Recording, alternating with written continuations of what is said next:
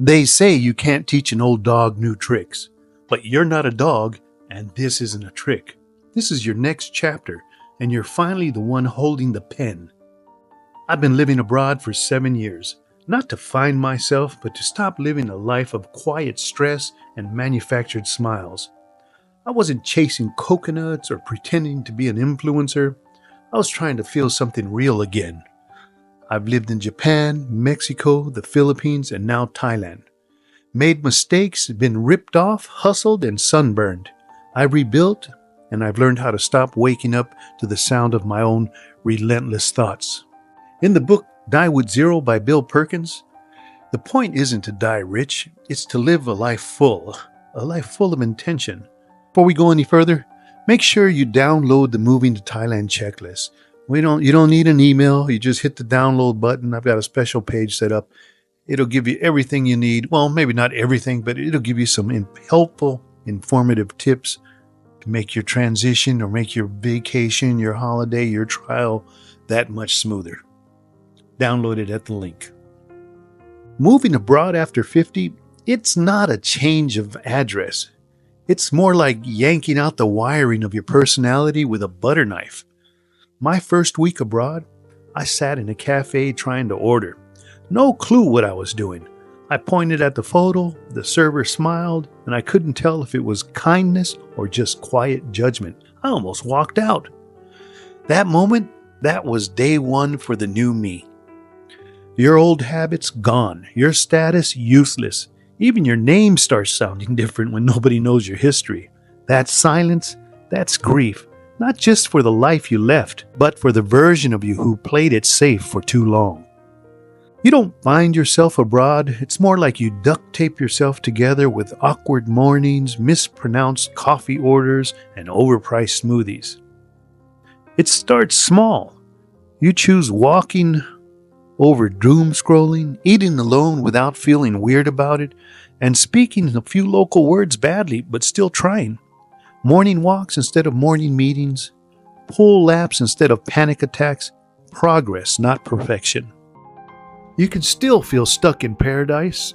It's just now your regret has better scenery. Everyone sells you the dream. Sunsets, seafood, zero stress.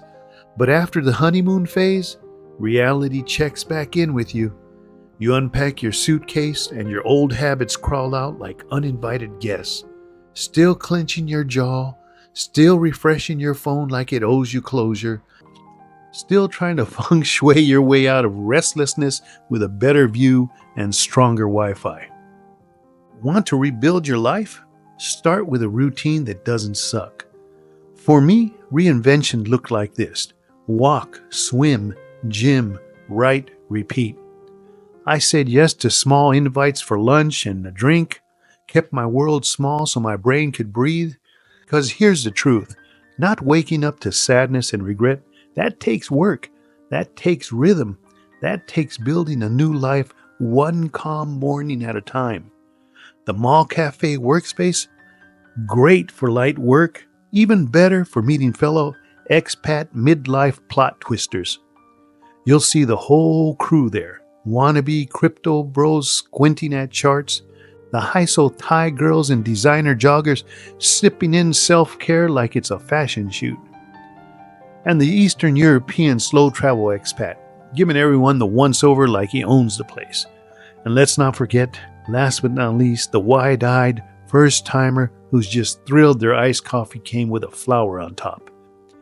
Each one living their own version of freedom abroad. Somehow it all works, and me, somewhere in the middle, trying not to spill matcha iced coffee on me or on my paperwork. My gym, sure it had weights, but more importantly, it had people rebuilding themselves as well. Sometimes the aha moment slaps you like a chancla from your Mexican mom, silent, airborne, and packed with decades of discipline. You don't see it coming, but it lands clean, makes you wince, and suddenly you're rethinking all of your bad decisions with a new respect for your life abroad. One night at my condo, I was floating on the rooftop pool. No music, no people, just me, the jacuzzi bubbling. It felt like I came up for air after holding my breath for 20 years. And at that moment, I smiled. And I thanked myself, not because everything was perfect, but because I had the guts to make the move abroad. And it was amazing. True freedom, not always easy, not always Instagram ready, but life-changing? Yes, absolutely. So let's wrap it up. So if you're over 50, solo, a retired couple, retired veteran, or just done with pretending, sick of HOA meetings and bad coffee, it's not too late. You didn't miss your chance. You just haven't taken it. Download the checklist, build a plan, or don't. Just start.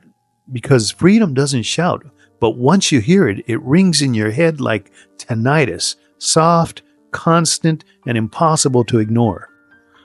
All right. Thank you for joining me today. See you next time.